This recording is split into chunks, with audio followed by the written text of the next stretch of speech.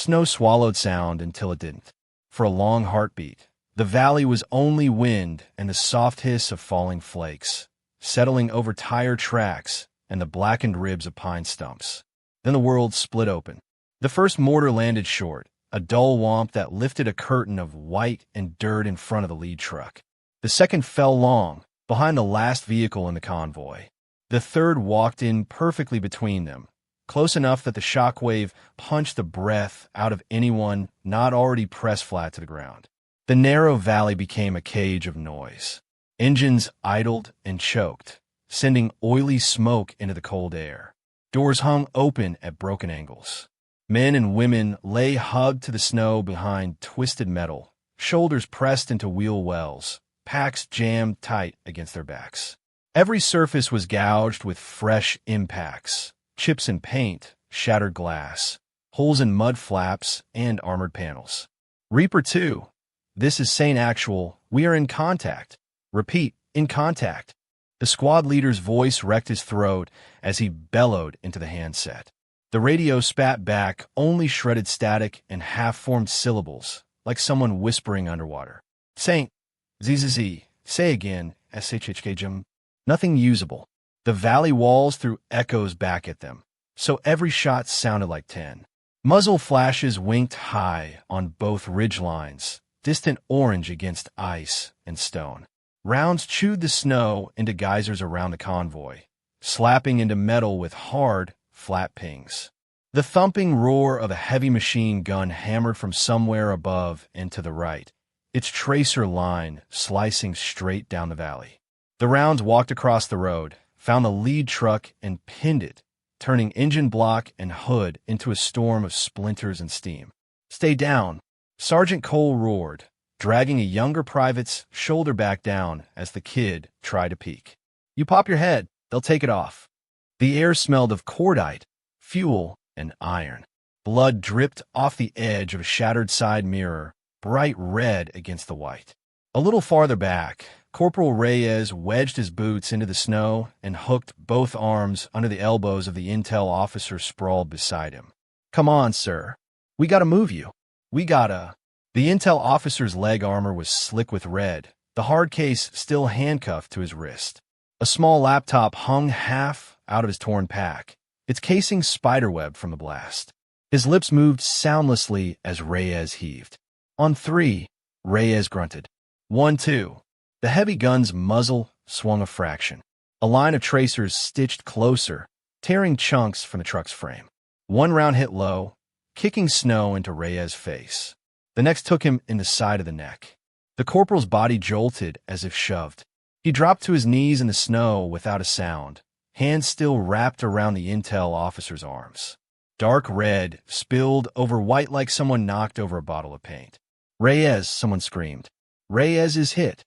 The intel officer tried to push himself up, hands scrabbling at the ground, but a new volley slammed into the hood above him, showering both bodies in glass and slivers of frozen mud.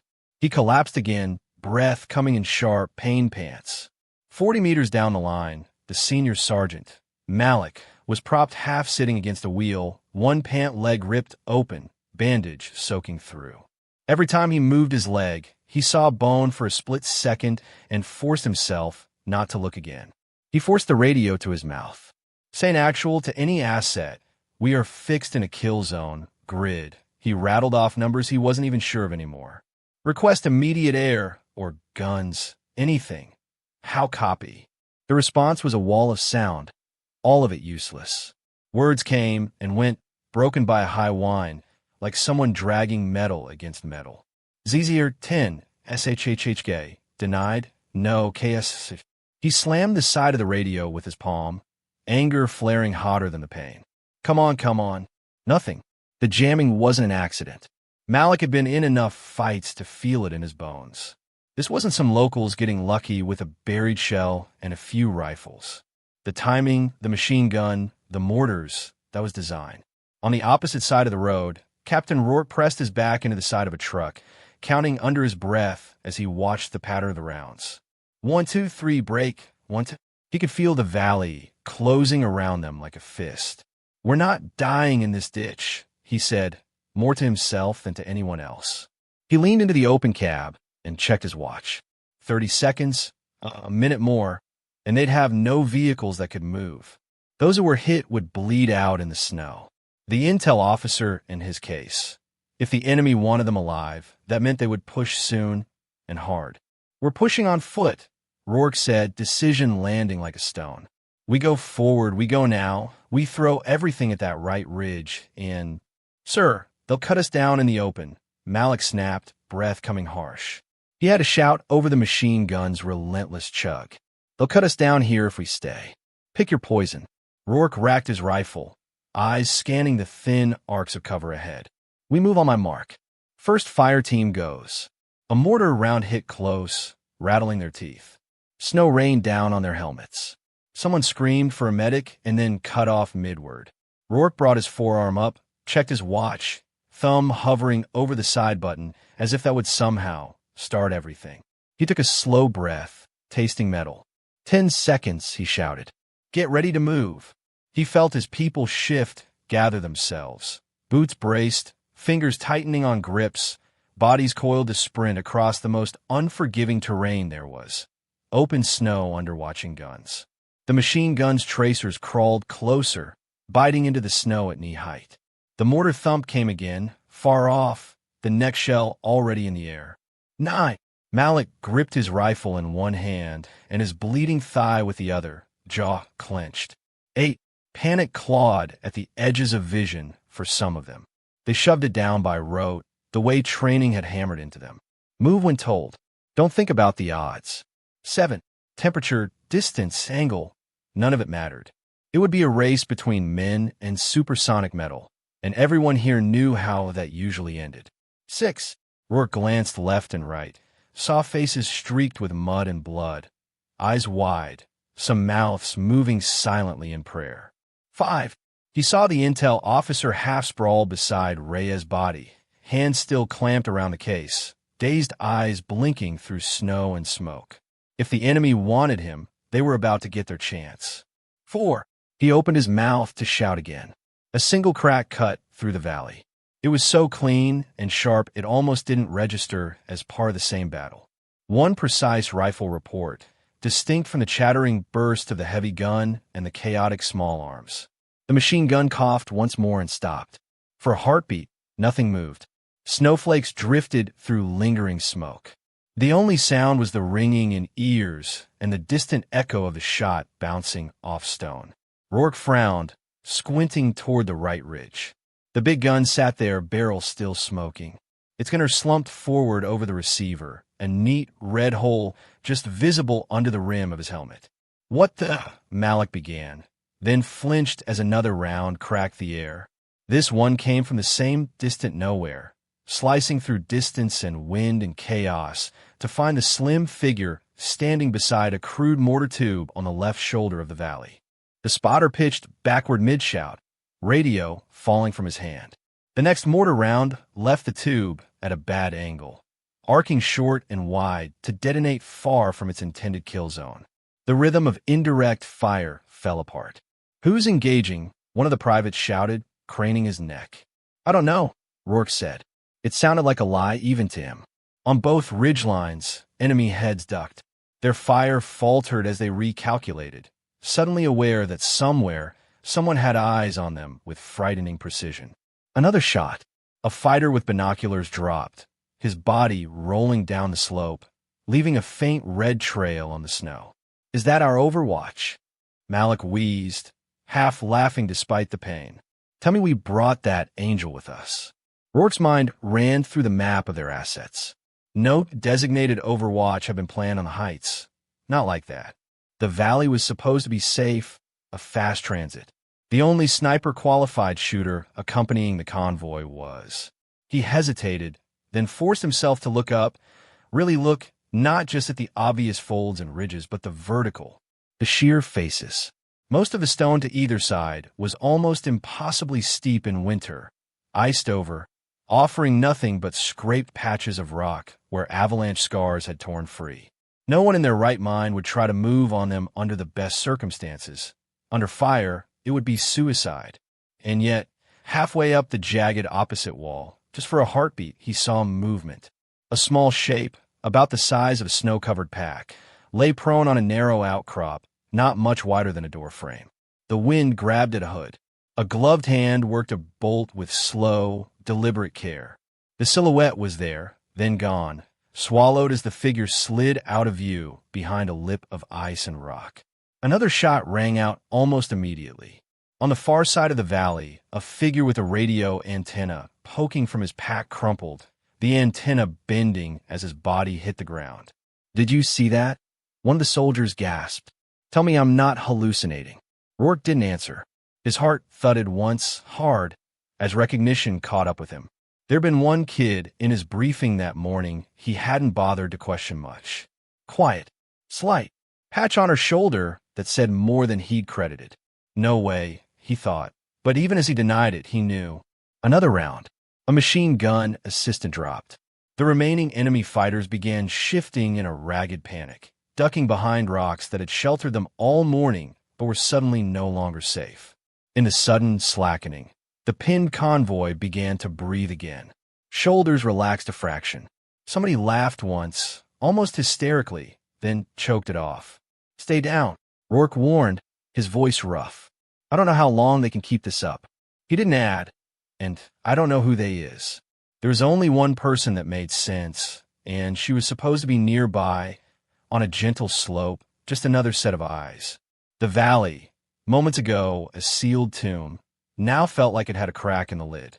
Light bleeding in. Not much. Just enough. The intel officer blinked up at the sky as another mortar round landed off target, exploding uselessly into a cliff face. Snow and rock rained down onto the enemy positions instead of the convoy. He coughed, blood on his lips, then laughed once, short and disbelieving. "Who's our guardian angel?" he muttered. No one answered. Far above, hidden now behind a cornice of wind-packed snow, the shooter settled her cheek against worn stock and exhaled. She ran through her mental list of targets again, adjusted 3 clicks to compensate for wind she could feel on the bare edge of her hood, and ignored the way her fingers were starting to go numb. One shot at a time. One problem at a time. No one down there knew her name. Not really. Most had written her off as an attachment, a box ticked on the Overwatch line. But this was not supposed to be possible, and yet here it was. One lone, 18-year-old sniper, out of position, out of radio contact, dragging a convoy back from the edge of a massacre through sheer stubbornness and aim. We freeze on her gloved hand, working the bolt again, slow, careful, as if this were a calm day at the range instead of hell in a bottle. The view pulls back, showing how tiny she is against the mountain and how far the valley floor lies below. Then the story rewinds, pulling us away from thunder and blood and back to the soft light of a morning that was supposed to be simple, quiet, safe. The voiceover settles in, a promise wrapped in frost and gunpowder. She shouldn't have been there. The enemy shouldn't have known. The valley shouldn't have been a kill box. But all of it happened anyway. This is how she ended up alone on the mountain, why they were waiting, and what it cost to take those shots. 6 hours earlier, the world was all blue shadows and breath fog. The forward outpost clung to the mountainside like an afterthought. 2 rows of prefab huts, a tent city sagging under snow, a razor wire perimeter that looked delicate against the vastness of rock and ice around it. Smoke rose from a burned barrel near the main walkway, smearing up into a pale sky. Boots crunched on packed snow as the platoon shuffled between buildings, pulling on gloves, checking straps, muttering about cold coffee and colder air. Inside the briefing tent, the air was warmer, thick with the smell of bodies and damp wool. A portable heater chugged in the corner. A projector threw a rectangle of washed-out light over a pinned-up map. Captain Rourke tapped the laminated plastic with a gloved finger. "Task is simple," he said, and half the room exchanged the kind of subtle looks that said they'd heard that before. "We escort Mr. Havel here and his little treasure chest to Site Sierra. We make sure the sensor array's not been physically damaged, secure any data, and we come back before the weather does something stupid." The intel officer, Havel, stood to one side near the table. He wore standard kit under a heavier parka, helmet slightly askew like he wasn't used to its weight. The hard case sat by his boot, dull gray, bracketed with reinforced corners. A thin wire looped from his wrist to the case's handle, ending in a cuff. He flexed his fingers occasionally, as if resisting the urge to rub at the metal. The storm 3 nights ago took the array offline, Rourke went on. We've had partial telemetry since, but nothing consistent. Could be ice. Could be a toppled mast. Could be a rodent with ambitions. Our job is to go up, eyeball it, make sure it's ours and only ours. We're not expecting trouble. On the map, a red line traced a route from the outpost, down a shallow ridge, across a frozen river, and then up through a narrow valley before zigzagging toward a stylized antenna icon marked Sierra. Staff Sergeant Malik lifted his chin. That valley, he said. It's tight as a drum. Fastest way up, Rourke replied. Drones ran it yesterday. Clean as a plate. At noon. In sun, Malik pointed out. We're running it under changing light in winter. Lots of shadow. Lots of places to hide. Rourke shrugged, one corner of his mouth ticking. We could take the long way, burn twice the fuel, and still risk getting stuck in old snow drifts. We got a weather window. We use it. We move fast. We keep our heads on a swivel. He glanced around the tent, eyes sliding over faces until they landed on a small figure at the edge of the group. She sat on a folding chair like she was trying to take up as little space as possible. Rifle case between her knees, notebook open on her lap. Her hair was braided close to her head under a knit cap. The sniper patch on her sleeve looked almost too new.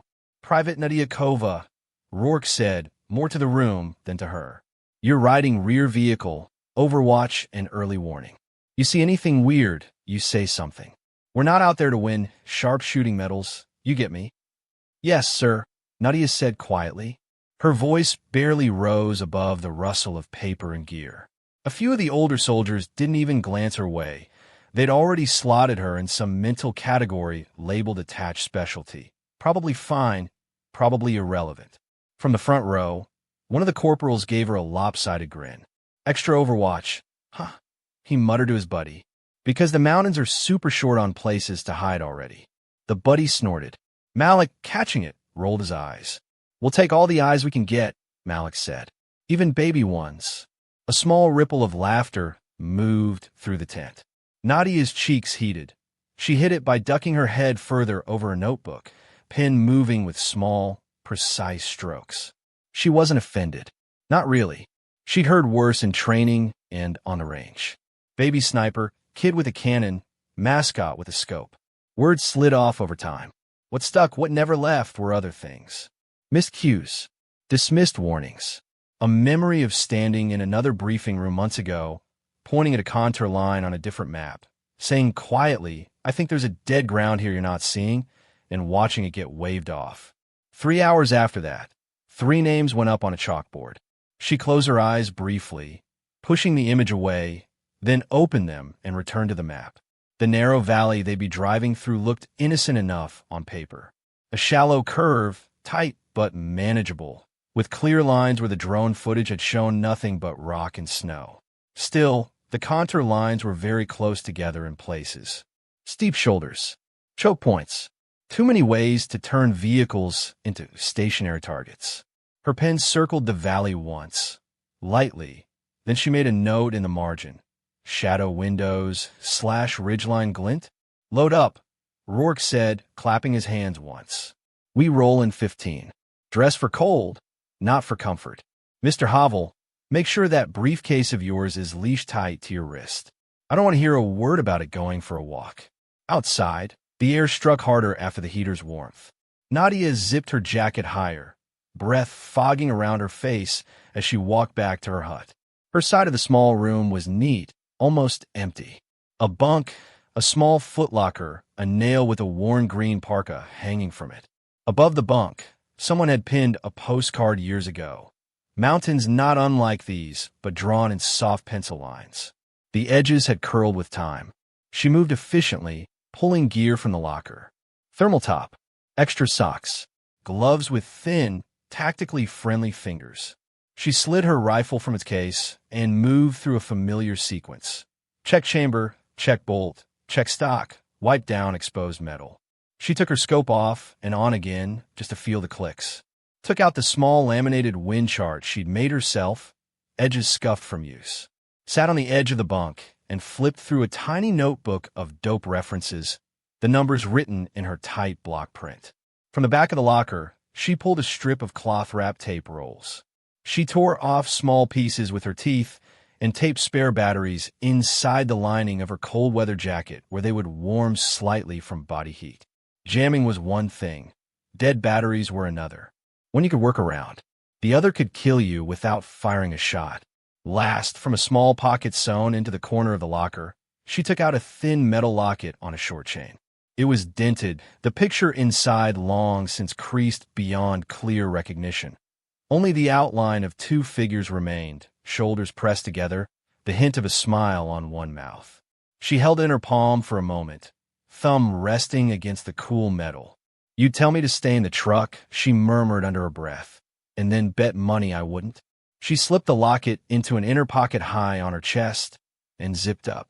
Outside, engines coughed and rumbled as the convoy lined up.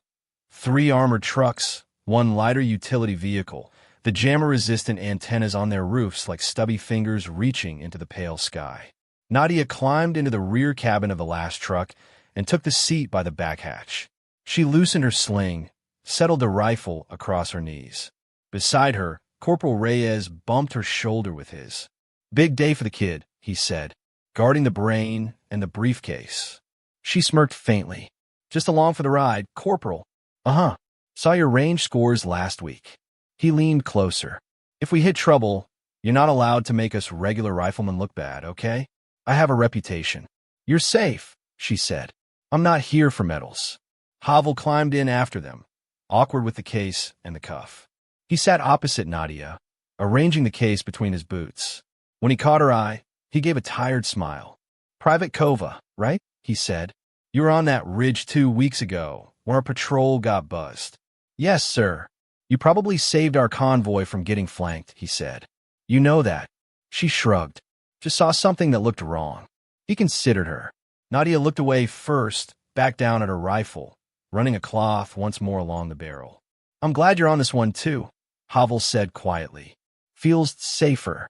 Reyes gave him a mock-offended look. "And the rest of us don't." Havel's smile twitched. "You're all very intimidating, Corporal." But she has the long gun. The truck lurched as the driver dropped it into gear.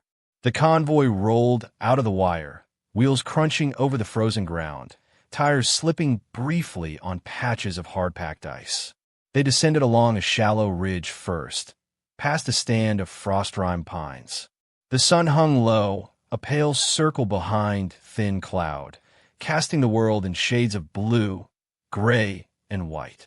Nadia cracked the rear hatch just enough to give herself a view. Cold air knifed into the cabin. She tucked the butt of the rifle into her shoulder and let the optic roam. The landscape unspooled slowly.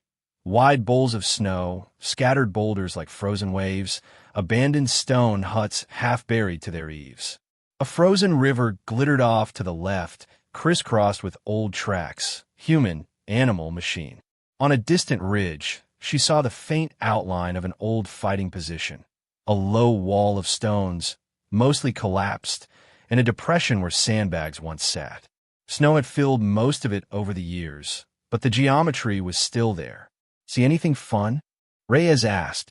"Old war trash," she murmured. "Places someone else thought were useful once." The truck crossed the frozen river with a series of jarring bumps.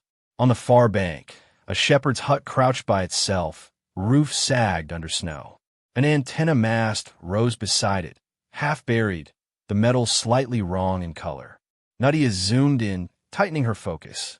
The antenna had no wires leading into the hut. The base was clean, snow brushed away recently. Tracks around it, faint but there, a more modern boot tread over older, softer patterns. "Looks like someone tried to do some DIY broadcasting," Reyes said, following her line of sight without the optic. "Locals and their radio dramas." "There's no smoke from the chimney," Nadia said. "Maybe they're not home." "There are footprints away from the hut," she added. "None going toward it." Reyes squinted harder. How can you even see that? Angle, she said. Shadow. They're old, but they left. Didn't come back. She thought about saying more, thumb resting on the radio's push to talk. Then she pictured Rourke's face if she interrupted the net to report. What? A weird antenna and some footprints? In a place that had seen 3 different conflicts over 2 decades? She let the radio hang. They drove on. The valley ahead grew more defined, its mouth a gentle V carved between 2 dark shoulders of rock. As they approached, the sun shifted behind clouds, throwing one wall into deep shadow while the other gleamed. Nadia's eye caught on a brief glint high on the left shoulder, something catching the light and throwing it back at her. Glass? Ice? Metal? She raised her optic again, tracking. For a moment she saw nothing but snow and rock. Then for the barest instant, a tiny bright spark winked and vanished like someone angle-changed a lens. Her stomach tightened. She thumbed the radio. Rear overwatch to St. Actual, she said, tone even. Possible reflection high left, grid. She rattled off the coordinates as best as she could estimate. Probably just the sun off ice, private. Rourke's voice came back, tinny and stretched. Drone eyes were up there yesterday. Clean. Keep watching, but don't spook yourself.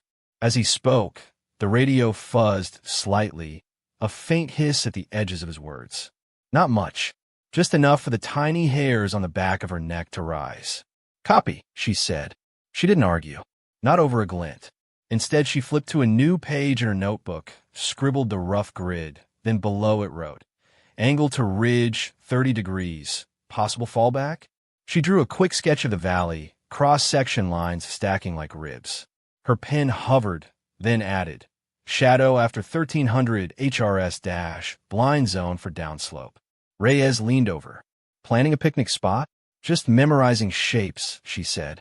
The convoy's engines droned on, their vibrations a steady lullaby through the metal floor. Someone dozed with their chin on their chest. Someone else munched on an energy bar, wrapper crackling. Nadia kept watching. The ridges, the hut, the empty sky, the absence of birds. No distant smoke columns from village cooking fires. No shepherd shapes on the far slopes. The valley ahead looked beautiful in that severe winter way. Clean, untouched. Somewhere behind her ribs, something small and cold settled in.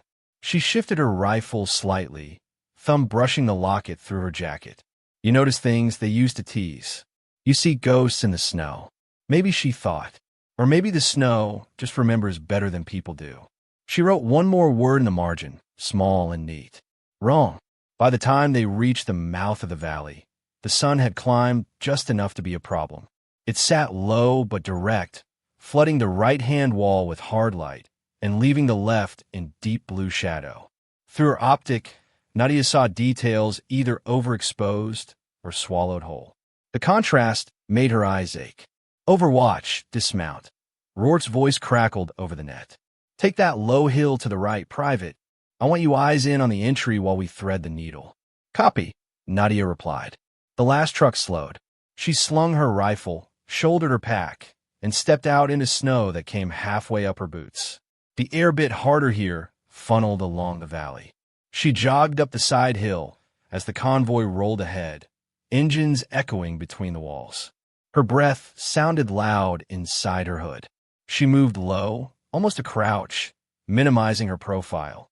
Halfway up, her boot scuffed something that wasn't rock. She looked down. A thin, straight line cut across the snow, almost invisible, just the very top of a taut cord dusted white. It ran from a half-buried ammo crate that looked like junk to a rock pile 10 meters away. Her heart stuttered. She froze, then eased her foot back the way it had come, careful not to increase pressure. The line didn't move. It might not be armed yet, or it might be. Above, a distant thump echoed, the sound of a mortar tube, too familiar now to mistake. She looked up toward the valley mouth where the convoy was entering between narrow walls. The lead truck crept forward, tires already climbing onto more rutted, uneven ground. She saw more faint marks now that she was looking, a shallow drag in the snow where something had been pulled and then covered. Stones whose placement was too deliberate. Shadows that fell wrong. St. Actual, this is rear overwatch, she said, voice low, throat dry. I've got multiple indicators of buried ordnance, and the rest was lost in the first explosion. The IED under the lead truck didn't roar so much as it slammed. 1 second the vehicle was moving. The next its front end leapt off the ground, engine compartment shredding outward in a violent flower of flame and metal. The blast slapped Nadia to her knees on the hillside. Heat washed across her face even from the distance. The sound seemed to punch straight through her skull and out the other side. The truck came down crooked, front axle snapped, nose dug into the snow. Smoke poured from what was left of the hood. Before the wave of shock had even finished washing over the valley, a second blast hit at the rear. The last truck lurched as the road beneath its back left tire erupted. The wheel vanished. The vehicle sagged, frame screeching, rear hatch blown open like a kick door. Reyes and the others inside were flung against walls and ceiling, bodies slamming into each other. Havel's head cracked against a metal support. Stars exploded behind his eyes as he tumbled across the floor, the hard case yanking painfully at his cuffed wrist. The truck skewed sideways, rear end dipping into the smoking crater, front wheels spinning helplessly. In the span of 2 heartbeats, the convoy had become a trapped column. Front blocked, rear crippled, nowhere to go but the narrow space between. The machine gun roared to life from high on the right, the same gun that would later pin them. Its tracers raked across the valley entrance testing range, then walked inward. Bullets snapped past Nadia's head, close enough that she felt their slipstream. A precise rifle on the left ridge began plucking at visible shapes near the front truck, each round careful and deliberate. The first hit the driver as he tried to crawl out. The second took a kneeling soldier through the shoulder, spinning him backwards into the snow. Farther up the valley, behind a fold, mortars thumped in steady rhythm. The first shells fell short, the crew's adjusting range. The second salvo bracketed the convoy, 1 round beyond, 1 behind. Contact, contact, contact! Rourke yelled, though no one needed telling. All call signs dismount and take cover. Get off the road. Soldiers spilled from vehicles, some stumbling, some already bleeding. They threw themselves behind wheels, into shallow ditches, pressed into any hint of dead ground the valley grudgingly offered. Nadia rolled off the line of the buried tripwire and crawled to a higher patch of ground, heart hammering. She yanked her rifle up, jammed the bipod into the snow, and slid behind the optic. The hill she'd been given was barely above the road, little more than a knoll. From here, she could see the machine guns nest intermittently through muzzle flash and smoke. She could not see the mortar crews. She could not see what was farther back behind the next bend. Her scope swept the valley, then the ridges, then the valley again. Rear overwatch in position, she said. I have eyes on the heavy right nest. Intermittent, requesting permission, too. A shell landed close enough to the second truck that Nadia lost the sentence as the world blew white. She ducked, ear-ringing, snow cascading over her hood. Her radio squealed, then dissolved into a solid wall of high-pitched noise. Any air asset, KSSH, repeat, Saint Actual, jamming. Say again, Saint, came a clipped voice, chopped by interference. We are SHHHK, reading ZZZ. The powerful jammer somewhere up valley was now fully awake, blanketing their long-range frequencies. Their connection to drones, to artillery, to air vanished under the screech. Local net only, Malik shouted, forcing his own handset close to his mouth. Short range. Keep it tight.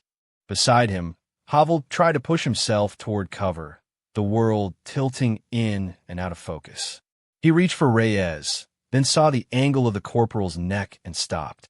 The hard case bumped his knee, the cuff biting into skin. He grabbed the handle with his free hand and began to drag, teeth gritted. Malik swore and shoved himself forward, dragging his injured leg. Pain lanced up his thigh with every movement. He grabbed the handle at the other end of the case. On 3, he said through his teeth. 1, 2. A spray of gunfire raked the space beside them. chewing into the truck's metal skin. Malik flinched, nearly dropping the handle. Back on her hill, Nadia watched chaos unfold below. Every instinct screamed at her to start firing immediately, to do something.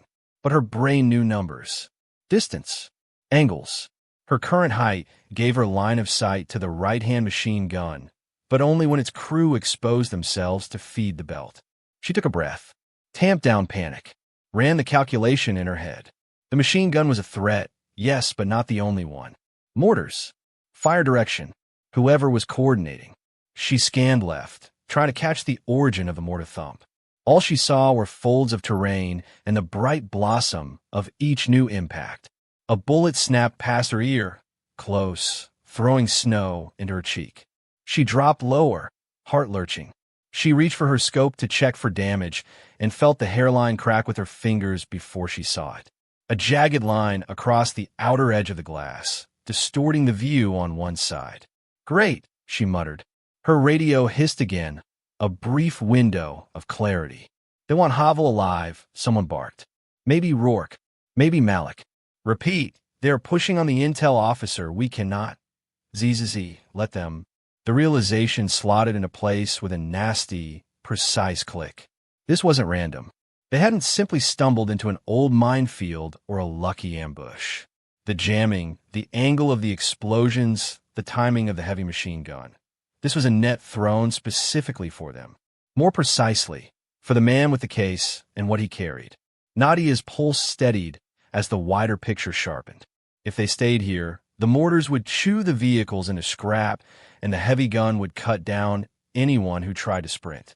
The enemy would then walk in, unhurried, and collect their prize from the snow. If the convoy tried to rush forward, they would be funneled even deeper into overlapping fields of fire. Either way, from this little rise, she was a bystander with a front-row seat to a massacre. Her earlier note in the margin of her notebook flashed in her mind. Possible fallback? That glint on the ridge. The tight contour lines. The stupid, vertical idea that she dismissed because it was insane. On the road below, Rourke was yelling for smoke, for suppressive fire, for anything. A shell landed close enough to send a spray of shrapnel into Malik's leg, making him roar in pain. Blood soaked through the bandage. Nadia watched another enemy fighter break from cover, sprinting toward the half-prone shape of Havel. Her crosshairs tracked him automatically, finger taking up slack on the trigger. She could drop that one. She would have to. But even as she lined up the shot, a horrible calm settled over her. One target wouldn't change the geometry of this fight. Not from here. Overwatch, stay on that hill, and keep. Rourke's voice cut in and out. Do not. Repeat. Do not go wandering, Kova. We need. The words fuzzed into static. She hesitated. This was where good soldiers obeyed. Held. Died with the rest. Her gloved fingers brushed the locket under her jacket. Once in another winter, someone had pointed at another map, another set of ridges, and told her, "Let it go, Kova. We're not here to fix the whole world. Stay in your lane." The radio hissed in her ear, a constant, malicious whisper. "How far are you willing to break protocol?" A small voice asked in the back of her mind. Farther than last time, she thought. She squeezed the trigger and dropped the fighter closest to Havel first, because she could not. The man spun and fell, momentum carrying him into the snow. Then she rolled sideways, coming off the bipod, and began to move. Down the backside of her little hill, away from the road, away from the safety of the plan. Deeper into the map she'd drawn in her head, into the part no one else had really looked at because it was too steep, too narrow, too stupid to bother with. She would have to find a new position, a different angle, one that wasn't supposed to exist. Above her, the mortar thump came again, steady and unbothered, like a beating heart. Nadia gritted her teeth and started toward the mountain. From the far side of her knoll, the valley looked different. The road vanished, hidden by the slope. The smoke, the flashes, the yelling, all of it dulled as she slipped lower, then began angling toward the raw cliff band she had sketched hours before. The mountainside rose in layers, a low incline of scrub and snow, then a steeper section where buried rocks broke the surface, then the real wall, a tilted sheet of stone and ice with narrow ledges and vertical chimneys. She stopped at the base of the steeper ground and forced herself to breathe slowly. Every second she spent here was a second the convoy didn't have. But rushing into vertical terrain without thinking would just mean one more body at the bottom. She ran through the mental image of the map again, overlaying what she saw with what she'd only imagined. If she could gain 50 meters of elevation quickly, there was a shelving band of rock that wrapped around like a balcony halfway up. From there, maybe she could see over the outer folds of the valley and into the enemy's rear positions. Above that, the cliff reared up into something like madness. She stripped off her pack and knelt in the snow. Her fingers moved automatically, sorting gear into piles. What she needed: rifle, sling, one extra magazine, rangefinder, tourniquet, one smoke grenade, knife, radio, even if it was half useless under the jamming, one small bottle of water, a single energy gel she jammed into her jacket pocket. What she left: spare clothes, extra ammo she couldn't carry without losing speed, small comforts, anything not directly attached to staying alive for the next hour.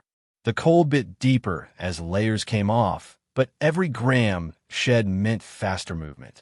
She slung the rifle across her chest, tightened straps until the stock hugged her back. Then she started up. The first part was simple muscle and memory. She planted boots in snow, using clusters of frozen shrubs as holds. Used the butt of her rifle once or twice to anchor herself as she stepped up. Snow slipped underfoot, but the angle was forgiving. Once she crossed an invisible line in elevation, everything changed. The snow thinned to a glaze over stone. The slope reared up an extra 10 degrees that felt like double. Here you couldn't simply walk. You had to climb, using hands as much as feet. She found a seam in the rock, a shallow groove filled with packed snow, and drove the toe of her boot into it. One step, then another. Her gloves found tiny protrusions, knuckles scraping against cold stone. A mortar round boomed in the valley behind her. She flinched, nearly losing a handhold. Pebbles rattled down past her boots. "Don't look back," she breathed. She reached a small ledge barely wide enough for two boots side by side and paused, chest heaving. The wind-up here had teeth, slipping under her jacket, biting through layers. From this perch, she risked a glance. The valley below had narrowed and foreshortened, but she could still see smoke curling from the lead truck, the bright flashes of gunfire from both ridges. The figures of her unit looked smaller now, moving in frantic bursts between covers that weren't covers at all. She checked her watch. Minutes. Less than that before the mortars walked fully on. Time compressed under pressure. She turned back to the rock. Higher. The texture changed again. Smooth sections alternated with fractured bands where frost had broken stone into shelves and blocks. She aimed for those, picking a line she might be able to manage with a rifle and no rope. Halfway up, she reached for a hold that looked solid, a protruding stone jutting from the face. When she put weight on it, it sheared off with a crack like a shot. For a terrifying instant she hung in space, boots scrabbling on ice, fingers clawing at nothing. The rifle slammed sideways into the rock as she twisted, desperate. By reflex more than thought, she jammed the rifle horizontally across the narrow seam in front of her, the barrel and stock catching against opposing walls. Her chest hit it hard, knocking the air from her lungs. For a second, she simply clung there, body shaking, staring down at the drop below. The fall wouldn't have killed her outright, she realized. It would just have broken enough of her that she'd lie in the snow, staring up at the sky, listening to everyone else die without her. She swallowed bile and forced her breathing under control. "Not today," she whispered to nobody. "Not like that."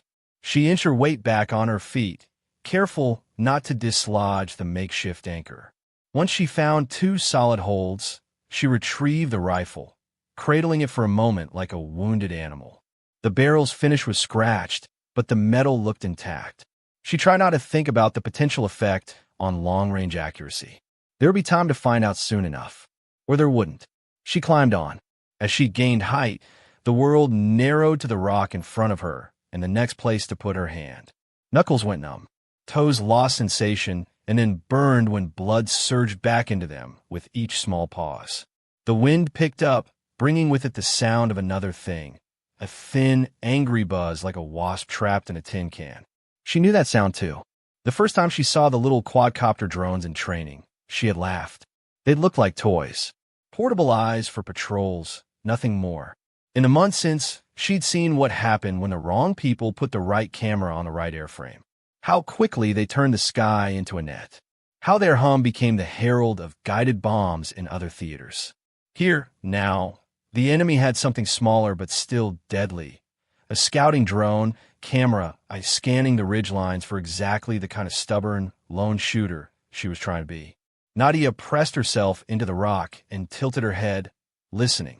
The buzz grew louder, then drew away, then returned from another angle.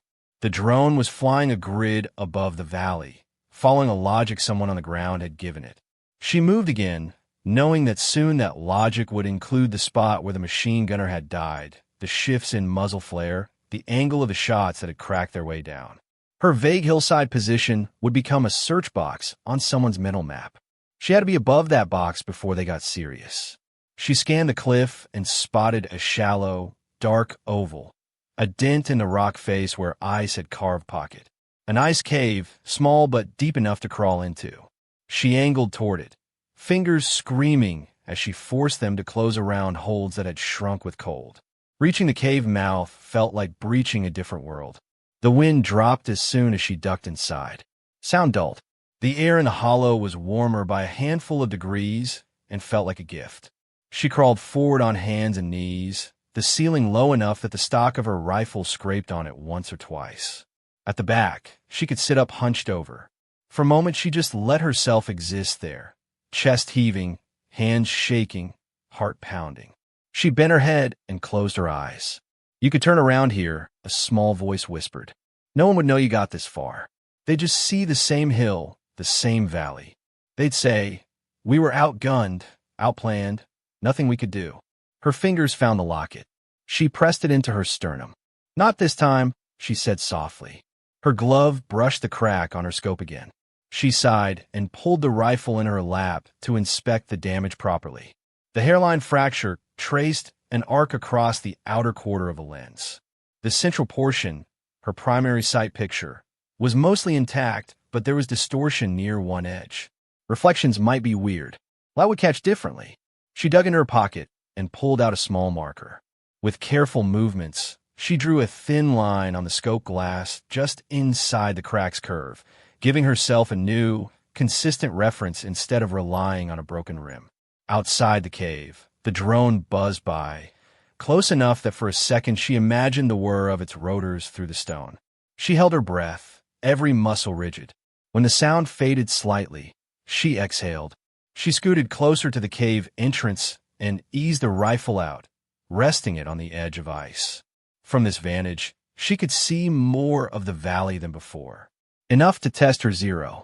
She picked a dark rock halfway up the opposing slope, noted the distance by feel, and dialed in.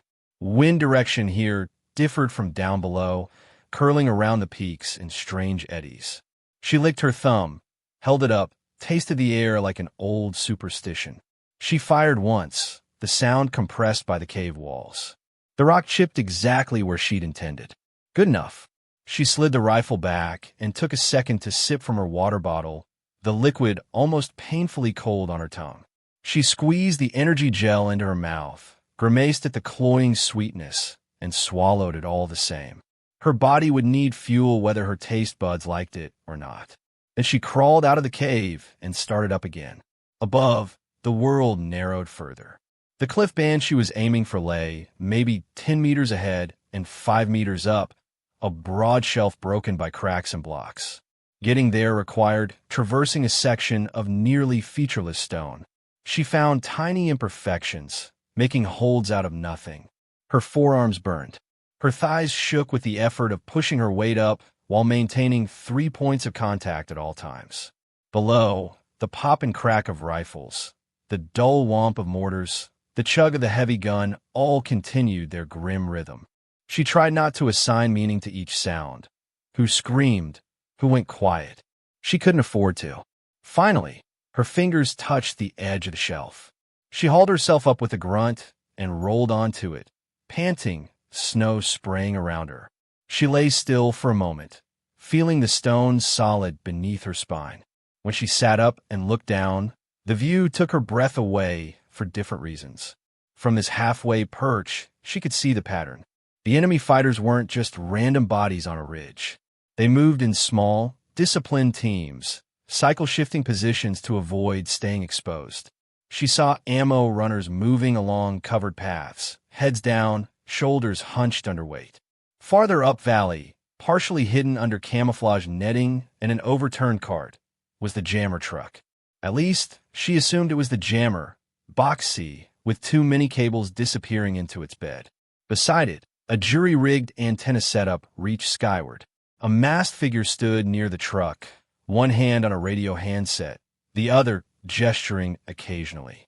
Her scope caught the tilt of his head, the precise timing of his commands. A leader, maybe the one who designed this whole thing.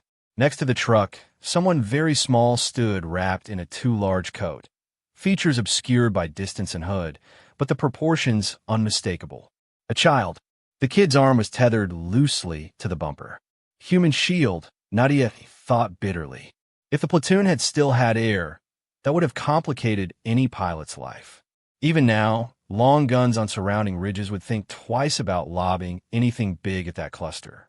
Closer to the convoy, she saw Havel and Malik partially shielded by a wrecked door, enemy fighters trying to close in but held back by sporadic, desperate small arms fire from the soldiers still able to shoot. Her jaw tightened. The drone buzzed again, lower now, scanning the same height band she'd just vacated. Its camera swept across the hillside, pausing on her previous knoll, then drifting higher. She ducked back, pressing flat to the rock as it passed close enough that she could hear the motors clearly, like the whine of angry mosquitoes. When the sound faded, she inched forward on elbows to the edge of the shelf. From here, she saw it, a protruding outcrop another 20 meters up, jutting like a cracked tooth from the cliff face. Behind it, the rock folded inward into a shallow hollow. A perch, tiny, exposed to wind, suicidal to approach. Perfect if she could reach it. One more climb, she told herself. One more. Her fingers trembled now, not from fear, but from simple overuse and cold. She flexed them, willing blood back. She adjusted the sling, brought the rifle closer, and rose. The last section was more crawl than climb. She moved sideways along a diagonal crack, then straight up, boots searching for invisible holds. At one point, snow gave way under her hand, revealing a thin crust over open air.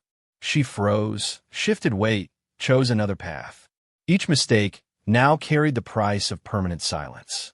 Finally, with a last scrambling push, she swung herself up onto the outcrop and lay there, stomach pressed to stone, chest heaving. The perch was just wide enough for her body if she kept the rifle parallel to the edge. Any sudden movement would send chunks of ice sloughing off into the abyss. Wind tore at her hood. Her cheeks stung. She edged forward until she could just peek over. The valley lay spread beneath her like a cut-open diagram. She could see the machine gun nest, the mortar tube, and its crew, the jammer truck, the masked commander, the sniper position on the opposite ridge, the squads rotating in and out. She had never had this kind of view in any training scenario. Not this height, not this angle, not over this kind of orchestrated violence. Her heart should have been pounding. Instead, it slowed. The math part of her brain, freed from the need to cling to rock, began to run through inputs and outputs. Targets, priorities.